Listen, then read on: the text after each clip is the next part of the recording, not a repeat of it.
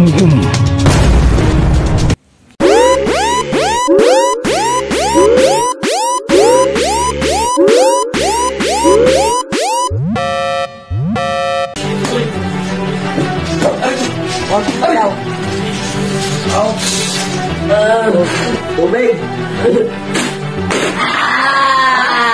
Naman itong tubig!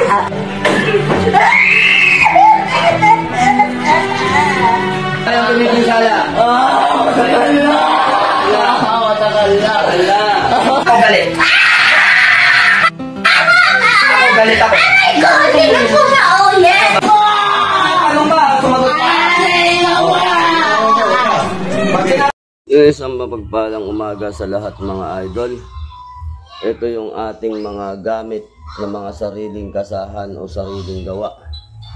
Sa mga nais mag-order, naririto lamang po ang mga gamit na ito.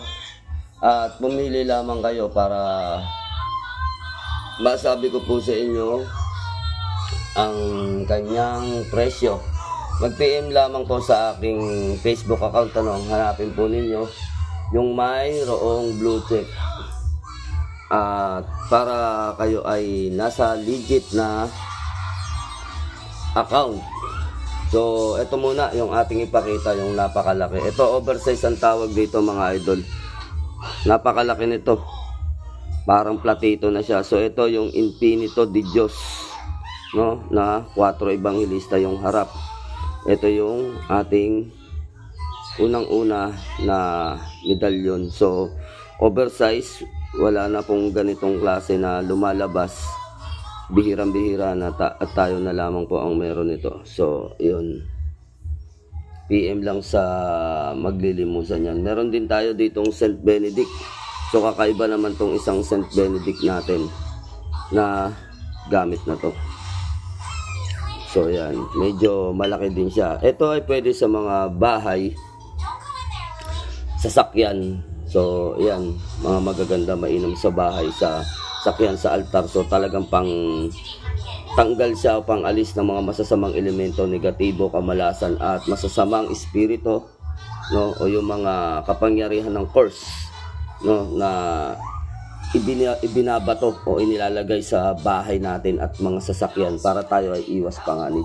So meron din tayo ditong isa, pwede rin pang sasakyan, pambahay, pang altar. Ito yung sagrado na Corazon de Jesus. So yun, napakainam, napakaganda mga idol.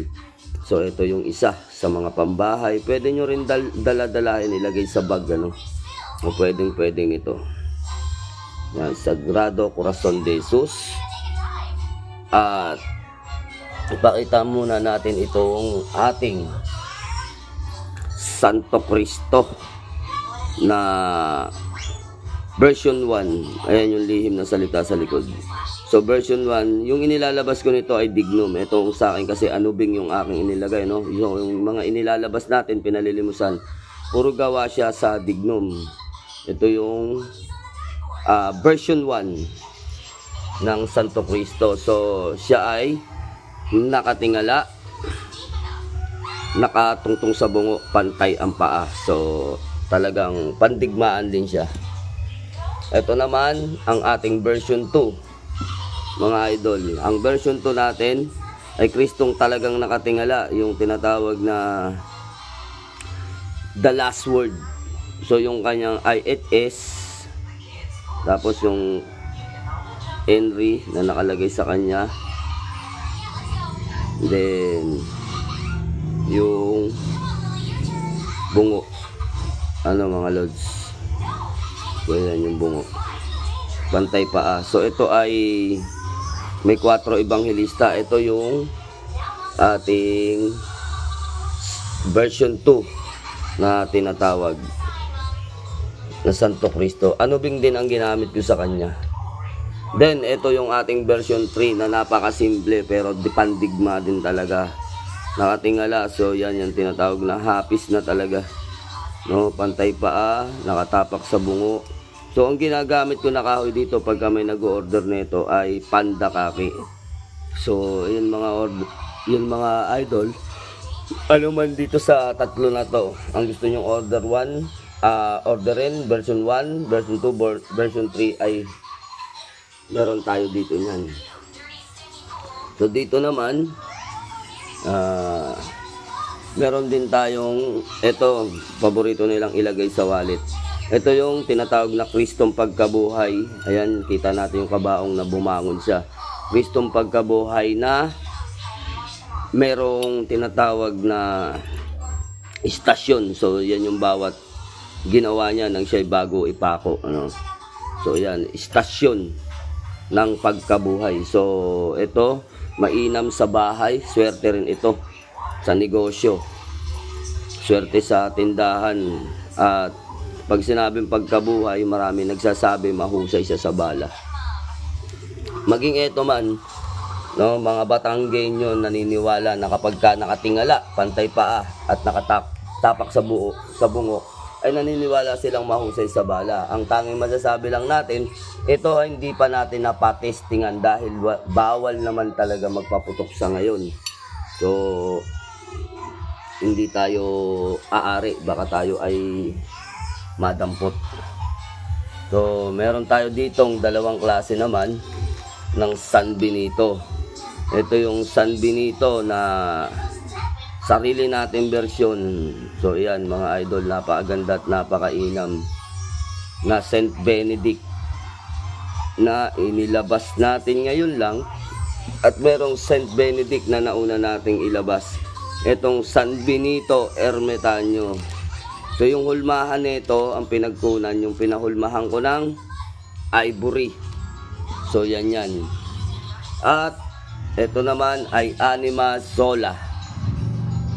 Yan, yung ating Anima Sola, ito yung may hininga. So mainam na gamitin din, no, pamproteksyon. Mapababae man o pampalalaki ang magtangan. So ito naman yung ating Trespico. Kung tawagin ko si Mata kasi burgong-burgo. So yung kabila nito linagay ko hininga. At dito naman Aram Akradam Adradam. So ito ang sarili kong version ng Trespico. At meron din tayo ditong Trespico naman na napakakapal at napakataba. Napakaganda at napakainam. So kakaiba ito mga idol. Itong gawa ko na to.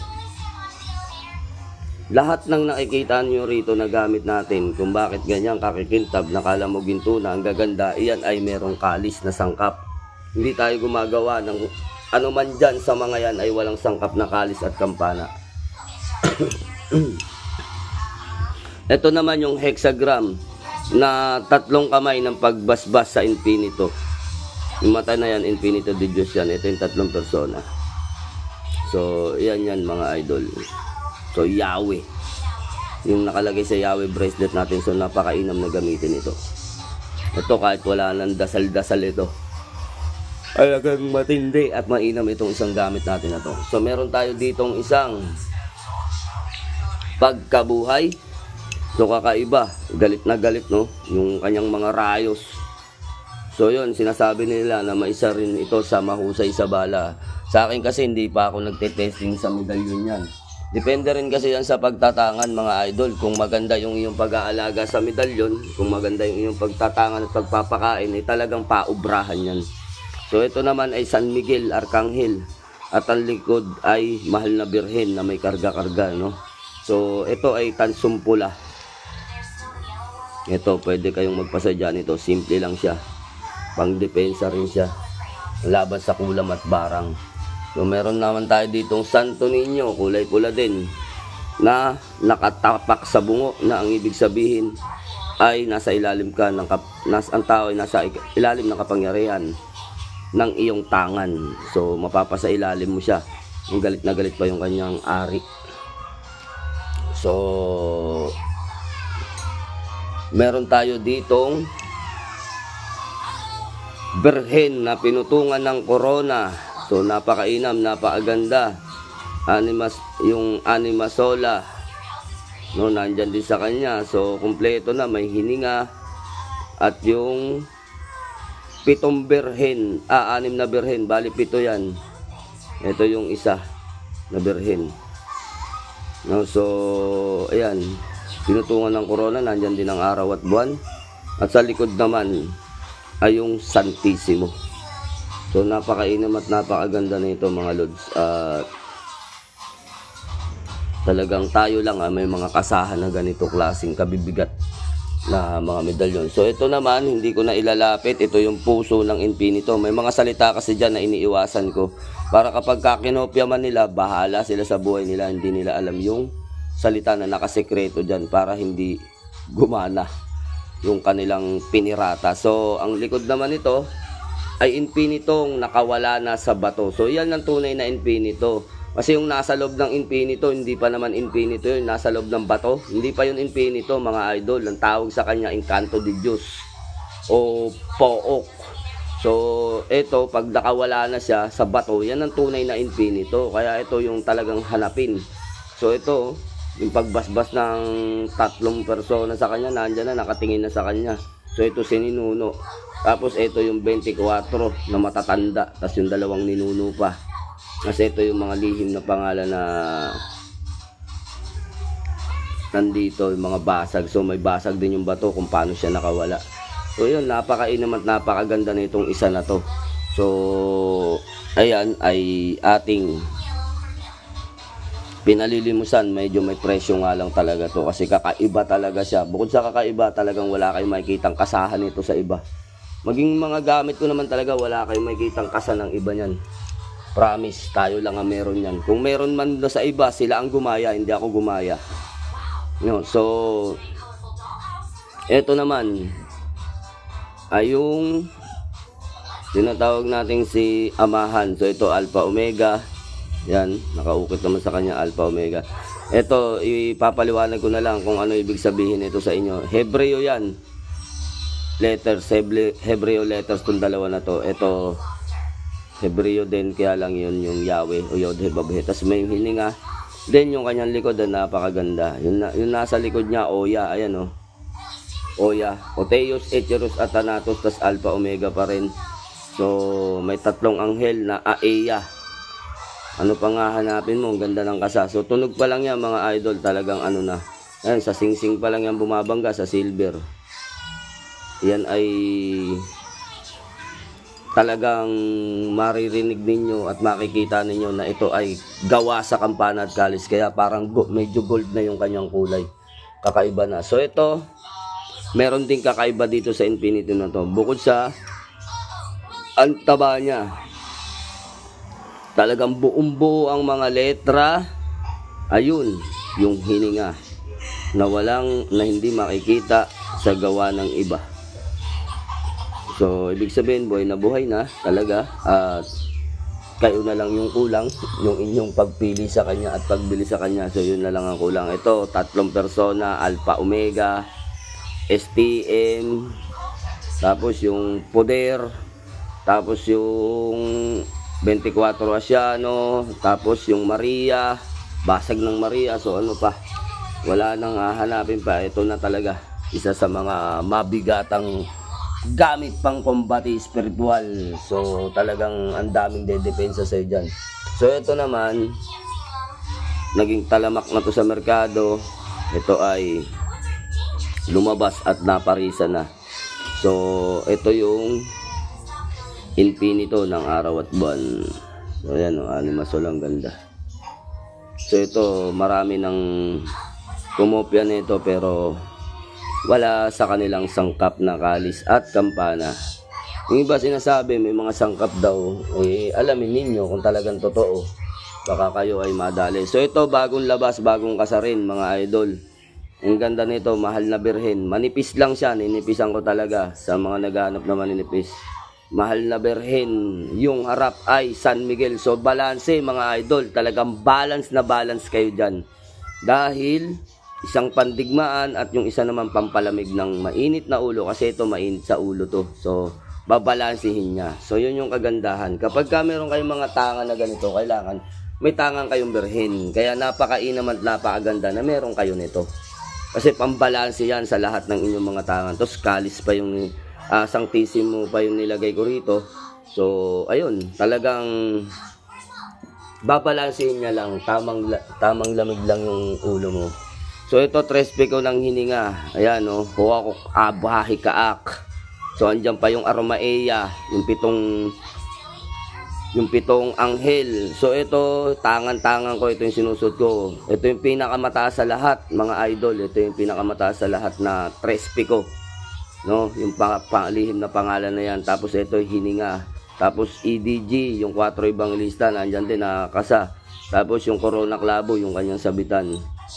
So yan, isa sa mga matitindi yan, kaya lagi kong suot din yan. At meron tayong 7 Arkangeles na may hininga, tapos may 6 masola nakayakap sa kanya. No? So ayan. 7 angels, binyagan. So yan ay binyagan. Yung mga matutulis yung ganito, parang araw, yun ay hindi binyagan. Ito binyagan na talaga. No? Tapos meron siyang EDG, 4 Evangelista pa rin. Yung likod gaya, ayun ang likod.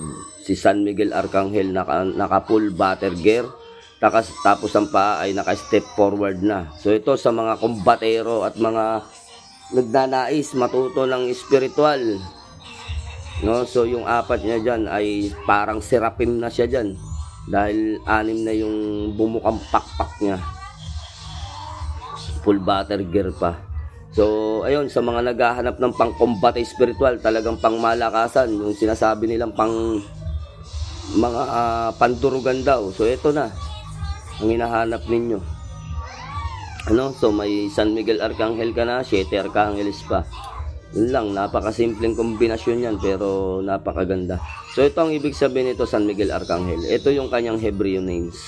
Kung bakit meron siyang ganyan. Lalagyan ko pa nga sana ng numero, wag na lang. Okay na yan, kahit wala yung code number niya.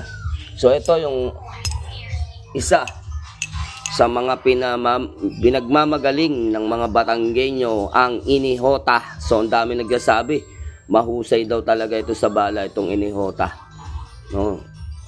Kahit dun sa pinanggalingan ko, dun sa Ukitan, talagang sila ay nagpapatunay pagdating sa Inihota. So yun, ang aking masasabi rin ay depende rin yan sa pagtatangan din ninyo. Ano, hindi ka naman ganung basta-basta. So, ito naman ay aking sariling kasa. So, ito ay meron ditong orasyon ng pamigil. Ayan, yun nandito. Tapos, pandiscommune yun sa armas. Ano, mga lord. So, magaling, mainam. Tapos, ito naman yung 24 asyano sa ulo ng infinito. So, ang ibig sabihin ng 24 matatanda sa ulo ng infinito de Diyos, yung sila ay Magnum 24. So, yun yung Magnum 24 na tinatawag. O 24M sa ibang katawagan naman. So, nandyan din ang hininga. So, ito naman ay basag ng Yahweh. So, wala tayong ibang makikitang basag ng Yahweh. Kahit mag-search kayo, wala kayong ibang makikitang basag ng Yahweh, mga idol. Ito ay bulong sa panaginip. So, yun na. Sinabi ko na yung katotohanan. At ito ay nakaform talaga ng pasatur.